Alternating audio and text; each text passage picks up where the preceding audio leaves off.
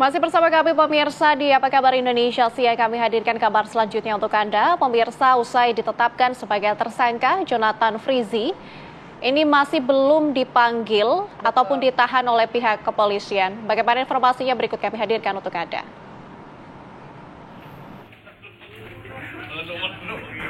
Satuan Reserse Narkoba Polresta Bandara Soekarno-Hatta Tangerang menetapkan publik figur Jonathan Frizzy dan 3 temannya sebagai tersangka kasus kepemilikan obat keras jenis etomidate yang dibeli dari luar negeri. 3 orang tersangka BTR, EDS, dan ER sudah dilakukan penahanan. Sementara untuk 1 tersangka yang merupakan publik figur Jonathan Frizzy tidak dilakukan penahanan karena pertimbangan kemanusiaan usai menjalani operasi ambeien. Namun pria yang akrab disapa Ijong ini diharuskan wajib lapor seminggu 2 kali ke Polresta Bandara Soekarno-Hatta. Seperti diketahui, Satuan Reserse Narkoba Polresta Bandara Soekarno-Hatta berhasil membongkar jaringan peredaran obat keras jenis etomidate yang dibawa penumpang dari luar negeri sebanyak 50 cartridge. 4 orang telah ditetapkan sebagai tersangka. Dalam kasus obat keras jenis etomidate, tersangka Jonathan Frizzy terungkap motif membeli dan mengedarkan karena motif ekonomi.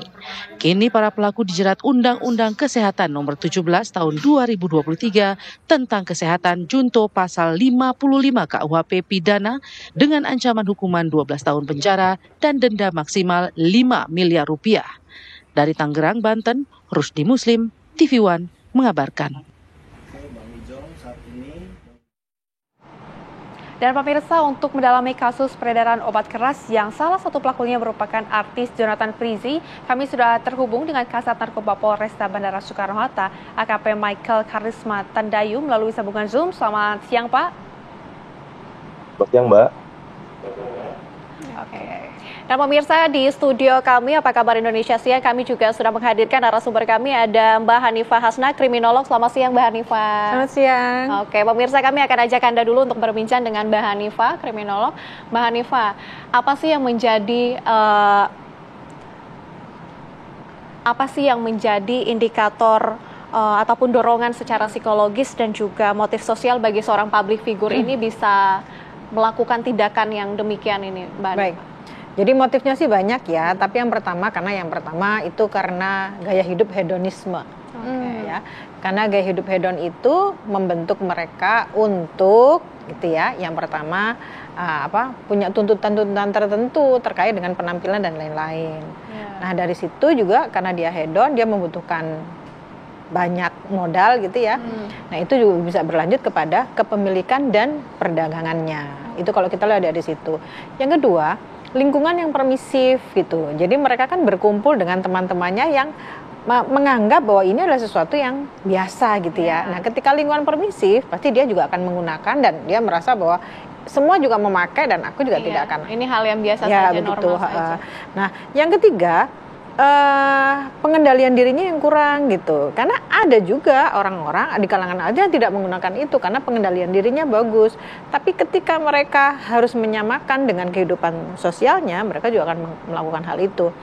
Selanjutnya, artis ini bisa digunakan oleh para pengusaha itu sebagai pancingan untuk memudahkan mengedarkan gitu. Jadi karena kan kemudahan akses itu gitu ya.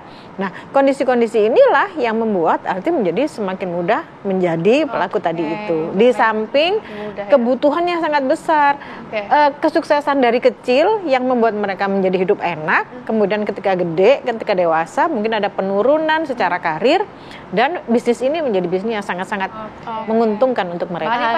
Ditahan dulu ya, kita juga akan melihat bagaimana update perkembangan terkini. Kita sudah terhubung juga pemirsa dengan AKP Michael Karisma. Pak Michael, ini mungkin bisa dijelaskan perkembangan dari kasus Jonathan Frizzy ini seperti apa?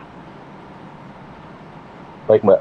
Dapat kami menjelaskan bahwa untuk kronologinya mungkin pada hari Minggu kemarin, yaitu tanggal 4 Mei, kami melakukan penangkapan terhadap saudara JF di sebuah rumah di daerah Bintaro.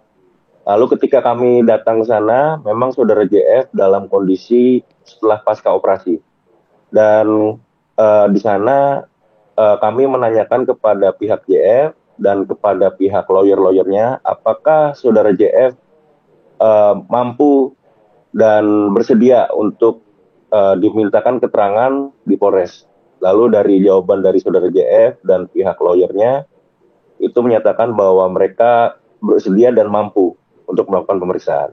Lalu dilakukan pemeriksaan sampai hari Senin tanggal 5 itu sampai malam hari. Dan setelah pemeriksaan selesai, dari tim PH-nya dari saudara JF itu mengajukan untuk tidak dilakukan penahanan.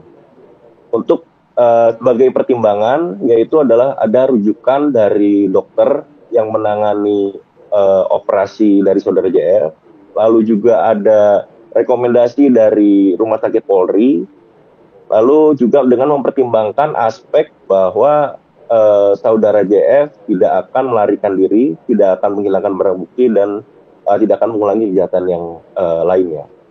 Lalu dengan pertimbangan-pertimbangan tersebut dan juga melihat memang secara langsung kondisi saudara JF memang tidak memungkinkan untuk kami tahan, jadi kami melakukan gelar dan kami menetapkan bahwa saudara JF tetap prosesnya masih berlanjut yaitu sebagai tersangka dalam case ini, akan tetapi untuk prosesnya itu tidak ditahan dalam case ini. Dan juga saudara JF diwajibkan untuk wajib lapor seminggu 2 kali. Dan wajib lapor yang pertama ini baru saja dilakukan siang ini, sudah selesai. Dan kami lihat memang saudara JF kooperatif dalam menjalani pemeriksaan ini. Oke, Pak Michael, sejauh ini belum ditahan berdasarkan hasil rujukan dari kesehatan gitu. Seberapa lama Pak Michael dia tidak akan ditahan ataupun dipanggil oleh pihak kepolisian? Tentunya apabila memang kondisi sudah membaik, pasti kita akan lakukan, kita akan melihat dulu kondisi kesehatannya dan apabila memungkinkan mungkin kita akan lakukan penahanan. Oke, baik, Pak Michael, saudara JF ini apakah dalam pemanggilan yang sudah dilakukan ini tetap untuk konsisten, Pak? Dalam hal pernyataannya atau gimana, Mbak? Oke, siap. Pak Michael, ini untuk peranan dari Jonathan Frizzy ini seperti apa, Pak Michael? Oh ya, dalam case ini kita menetapkan 4 tersangka, salah satunya yaitu saudara JF. Untuk peran dari saudara JF itu adalah yang pertama, dia adalah orang yang berkomunikasi dengan saudara EDS. Jadi mereka berdua lah yang menjadi inisiator sehingga vape yang berisikan obat keras ini dapat masuk dari Malaysia ke Indonesia. Lalu yang kedua, saudara JF juga yang menyediakan kurir untuk menjemput vape yang berisi obat keras ini. Lalu yang ketiga, dia juga yang mempersiapkan dari awal, lalu dia juga yang mengontrol setiap update dari perjalanan dari vape ini, dan juga yang terakhir dia juga memfasilitasi untuk mempermudah untuk dalam penjemputan vape ketika sudah sampai di Indonesia. Lalu juga dia sesuai dengan kesepakatan dengan tersangka lainnya, saudara JF juga memiliki kepemilikan sebagian dari vape yang berisikan obat keras ini yang apabila ini sudah sampai di Indonesia. Oke, baik. Pak Michael, ini informasinya jika zat etomidat sungguh sangat berbahaya. Untuk status hukumnya sendiri di Indonesia saat ini bagaimana, Pak? Untuk zat etomidat ini merupakan termasuk dalam hubungan obat keras. Jadi dia termasuk dalam, mungkin mudahnya adalah obat bius ya, obat anestesi atau digunakan untuk sedasi, yaitu untuk mengurangi kesadaran ataupun mengurangi kecemasan seseorang. Akan tapi untuk menurut merujuk dari keterangan dari BPOM itu bahwa di Indonesia zat etomidat ini tidak digunakan atau tidak beredar di Indonesia. Jadi di rumah sakit pada di Indonesia itu tidak ada zat etomidat digunakan.